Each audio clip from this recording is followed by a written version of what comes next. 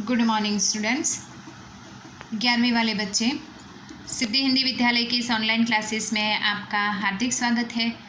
अब बच्चों, यहाँ पे हमारा ये जो पाठ हमने देखा, साहित्य प्रकार ये जो पाठ है वो जवाहरलाल नेहरू जी ने लिखा था। उनके हमने देखा कि उन्होंने बहुत सारे ऐसे गद्य यानी पाठ, अर्थात उन्होंने बहुत सारे ऐसे भाषण दिए जिसमें से यहाँ पे कुछ एक जो भारत माता, ये जो लेसन हमारा पाठ है, इस पाठ में जवाहरलाल नेहरू जी के भारत देश को लेकर जो उनके विचार हैं वो प्रकट हुए हैं। हमारी दृष्टि से देखा जाए तो एक नेता होने के नाते हमें तो यही पता है कि वो एक नेता है, तो राजनीतिक क्षेत्र में रहने वाले लोगों का साहित्य के साथ क्या लेना देना होगा।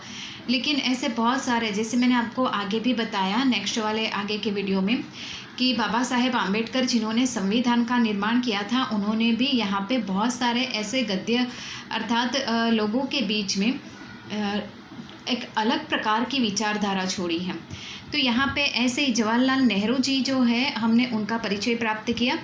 पाठ का भावार्थ मैंने बताया आपको कि भारत माता, जवाहरलाल नेहरू भारत माता शब्द का, जय भारत की ये नारा जो है, भारत माता की जय, ये नारा जो है उसका उच्चारण करते ही यहाँ पे उसका अर्थ होता है कि जैसे करोड़ों करोड़ों भारतवासियों की जय।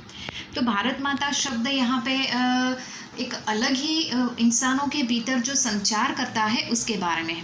तो बच्चों, हम पाठ की शुरुआत करते हैं यहाँ से।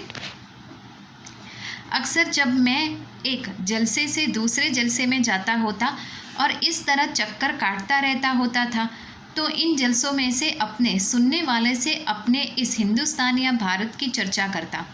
भारत एक संस्कृत शब्द है और इस जाति के परंपरागत संस्थापक के नाम से निकला हुआ है। मैं शहर में ऐसा बहुत कम करता, क्योंकि वहाँ से सुनने वाले कुछ ज़्यादा सयाने थे और दूसरे ही किस्म की गिरजा की ज़रूरत थी। लेकिन किसान से जिनका नज़रिया महदूद था, मैं इस बड़े देश की चर्चा करता हूँ जिसकी आज़ादी के लिए हम लोग कोशिश कर रहे थे, और बताते हैं किस तरह देश का एक हिस्सा दूसरे हिस्से से जुड़े हुए होते भी हिंदुस्तान एक था।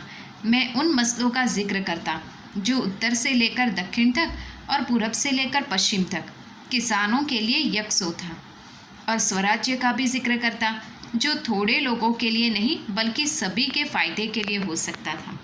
यहाँ पे बच्चों ये बताया गया है कि जवाहरलाल नेहरू जलसों में, अर्थात ऐसे कोई प्रसंग कार्यक्रम रखा जाता, उसमें ज़्यादातर जाते और भारत माता शब्द होता क्या है उसके बारे में लोगों को बताते थे।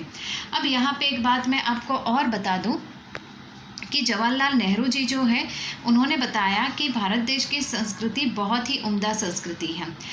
वो जो भाषण करते थे या कोई भी ऐसा प्रसंग कार्यक्रम रखा जाता था, तो ये शहरी लोगों को भाषण सुनाने से ज़्यादा गांव वालों को भाषण सुनाना उनको अच्छा लगता, क्योंकि शहरी लोगों का उनकी दृष्टि से मानना है कि वो शहरी लोग जो है वो कुछ ज़्यादा ही अपने आप को होशियार समझते हैं, अर्थात उनको ऐसा लगता है कि हमें बहुत कुछ पता है। लेकिन उससे विपरीत गांव में रहने वाले जो किसान हैं, उनके साथ बातचीत करके भारत माता के ऊपर चर्चा विचारणा करना अच्छा लगता, क्योंकि पूरब से लेकर पश्चिम तक और उत्तर से लेकर दक्षिण तक हर एक लोगों में यहाँ पे भारत माता के प्रति जो प्रेम है वो स्पष्ट यहाँ पे किसानों, अर्थात ग्रामीण संस्कृति में देखने को मिलता। अब यहाँ से थोड़ा और आगे बढ़ते हैं। मैं उत्तर पश्चिम में खैबर के दरे से लेकर दूर दक्षिण में कन्याकुमारी तक की अपनी यात्रा का हाल बताता और यह कहता कि सभी जगह किसान मुझसे एक ही सवाल करते, क्योंकि उनकी तकलीफ़ें एक सी थी, यानी गरीबों, कर्जदारों, पूंजीपतियों के सिकंजे, जमींदार, महाजन, कड़े लगान और सूद, पुलिस के जुल्म, और ये सभी बातें गुत्थी हुई थी एक घटे के साथ जिसे एक विदेशी सरकार ने हम पर लाद रखा था, और इनसे छुटकारे भी सभी को हासिल करना था।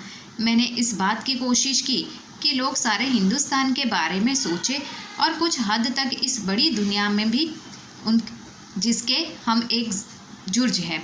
मैं अपने बातचीत में चीन, स्पेन, अबिसिनिया, मध्य यूरोप, मिस्री और पश्चिमी एशिया में होने वाले कशमकशों का जिक्र भी आता है। अब बच्चों यहाँ पे जो हमने पढ़ा पहले उसको समझ लेते हैं। जवाहरलाल नेहरू जी यहाँ पे कहना चाहते हैं कि उन्होंने बहुत सारे ऐसे पूर्व से लेकर पश्चिम तक, मतलब उत्तर से लेकर दक्षिण तक, यहाँ पे कन्याकुमारी तक उन्होंने जो भी यात्रा की, तो उन्होंने कहा कि मेरे परिचय में बहुत सारे ऐसे किसान आए और हर एक किसान का मुझसे एक ही प्रश्न रहता।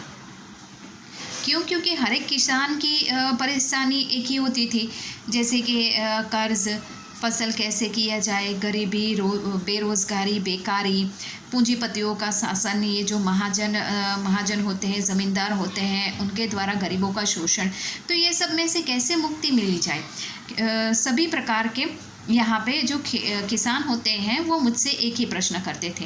और मैं यहाँ पे कहता कि ये जो यहाँ पे विदेशी सरकार है, मतलब अंग्रेज़ सरकार है, एक ऐसे सरकार जिसने यहाँ पे ऐसे अलग अलग प्रकार के कायदे कानून बनाए जिसके तहत यहाँ पे रहने वाले किसान की स्थिति दिन ब दिन बिगड़ती जा रही है। अब थोड़ा और आगे बढ़ते हैं। उन्हें सोवियत यूनियन में होने वाले अचरज बारी तब्दीलियों का हाल भी बताता और कहता कि अमेरिका ने कैसी तरक्की की है। यह काम आसान न था, लेकिन जैसा मैंने समझ रखा था वैसा मुश्किल भी नहीं था। मतलब यहाँ पे जवाहरलाल नेहरू ने किसानों को कई बार वो लोगों से मिलते हैं, किसानों से मिलते हैं, तो इस बार भी किसानों को समझाते हैं कि उन्होंने बहुत सारे ऐसे सोवियत यूनियन जिसके साथ जुड़े हुए हैं ऐसे अमेरिका देश की भी बात की कि अमेरिका देश में कितनी तरक्की है।